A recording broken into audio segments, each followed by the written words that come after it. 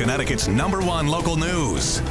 This is Channel 3 Eyewitness News. Good morning, everyone. It is Friday, May 21st. I'm Nicole Nalepa. Here are your top headlines. Happening today, a suspect arrested in a deadly stabbing will be heading to court. Channel 3 Eyewitness News reporter Nicole has the latest details on this investigation. This morning, Middletown police say 18-year-old Eugenio Vela is behind bars facing numerous charges, including murder. Detectives say he stabbed the victim in a car while they were on Ridgewood Road. They say Vela then walked away, but police say they found him shortly after on Ridgewood Road. Police say the victim drove to the Westfield Fire Department for help and was rushed to the Middlesex Hospital but didn't survive. Police are not releasing the victim's name because it is a domestic violence case. Police say there were 2 active protective warrants between Vela and the victim. Nicole, Channel 3 Eyewitness News. And breaking overnight in Windsor Locks, where we're learning that a woman is undergoing surgery right now after being stabbed multiple times. Police believe this is also a case of domestic violence. It all happened around 10:30 last night at the Candlewood Suites, and police believe the suspect went to the hospital with a cut to his hand. No formal charges have been filed at this time. Also this morning, outrage is growing after another noose was found at the Amazon construction site in Windsor. This morning, the Connecticut chapter of the NAACP is demanding justice and hoping those responsible pay the price. This is the 7th noose that has been found at that construction site. And now the work site has been shut down until at least Monday as investigators try to figure out who's responsible. Investigators say that they believe it was put at the site with the intention of sending an intimidating message. We still haven't felt that the situation has been dealt with adequately. We've been having conversations, and I'm going to say it today, with Amazon that we were very, very disappointed that this incident happened about a month ago, and we've been striving to get on the site to talk to individuals to make sure that they were safe. Now, Amazon and the construction company are putting up a $100,000 reward for any information that leads to an arrest. Scott?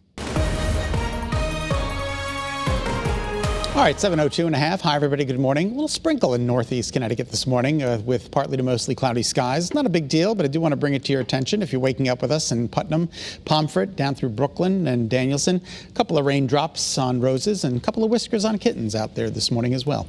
All right, we take a look at the temperatures. They're above average. 50 is the typical overnight low. We're at 52 in Storrs, 53 in Branford, East Hartford 55 and 56 in Winstead. And the numbers today are going to be above average once again, especially in inland Connecticut. Old Saybrook, absolutely delightful this morning. The camera that never disappoints.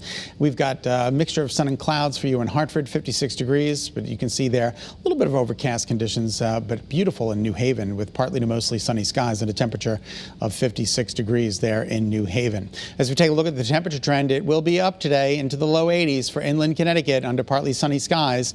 A little bit cooler along the shoreline. Temperatures will be in the low 70s, 73 by about 3 p.m. this afternoon, and a little bit cooler in southeast Connecticut.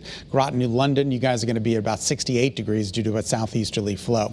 Here are some more numbers for you. A little chilly out there in Willimantic and in Norwich. Grab a light jacket as you head out the door or a sweatshirt. Everybody else, you're doing just fine. And the temperature differential from yesterday, we're up for the most part, about 1 to 2 degrees. Not a big deal, and the winds are calm. So as we take a look at the satellite and radar, again, a couple of sprinkles are trying to make their way in.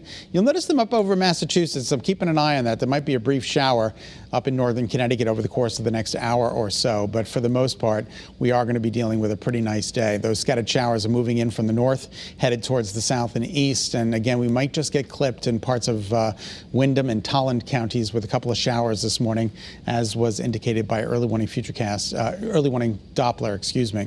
Tomorrow's weather today is here, Futurecast. As we run it down for you, we're under partly to mostly sunny skies.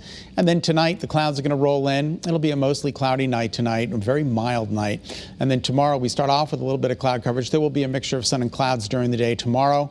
Tomorrow afternoon, watch what happens. Some scattered showers roll in through the late afternoon and early evening, maybe a brief thunderstorm.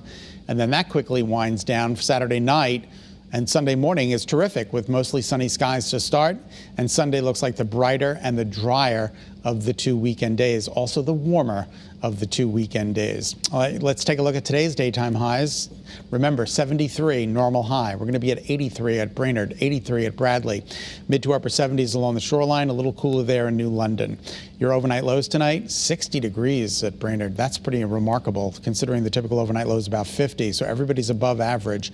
And then your 7-day forecast includes 82 tomorrow, 88 on Sunday. Chance for a late day shower or thunderstorm both Saturday and Sunday. Doesn't look like a washout by any means. Don't cancel those outdoor activities. Just have a safe haven to get to in the event a thunderstorm rolls through in the late afternoon, early evening. Monday and Tuesday are dry and breezy and delightful. A hot day on Wednesday, and then another delightful day on Thursday. That's a check of your early morning forecast. Nicole, we'll send it back to you. All right, thanks, Scott. A sense of peace is now in place in the Middle East after more than a week of escalating violence between Israel and Hamas. A ceasefire between Israel and Hamas went into effect early this morning, and the agreement ended a week-and-a-half-long conflict that left 12 dead in Israel and claimed the lives of at least 230 Palestinians. President Biden welcomed the announcement and said that it could serve as a starting point for the lasting peace in the region. I believe we have a genuine opportunity to make progress, and I'm committed to working for it. The president said the U.S. would help rearm Israel's Iron Dome. That's the missile defense system credited with limiting casualties. And President Biden also promised to send humanitarian aid to Gaza. Back here in Connecticut, for the first time in 8 months, the positivity rate in our state is now under 1%. Take a look at your screen there. But that doesn't take away the pain from all of those lives that have been lost, over 8,000 in our state. We know that 4 more people have died from the virus in the last 24 hours. In terms of vaccinations, though, we are reaching some new milestones in the fight against the pandemic in Connecticut. Governor Lamont says that 20% of kids ages 12 to 15 received their first dose of the COVID-19 vaccine. And listen to this. This news comes just a week after this age group became eligible to even get the shot. I'm pretty excited considering that I'll have a less chance of getting it and I can protect my family members. And also not wearing a mask is kind of a perk.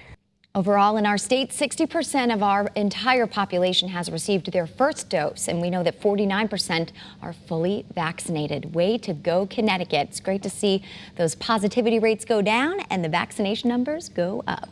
All right, be healthy, stay positive, have a great weekend. We'll see you back here on Monday.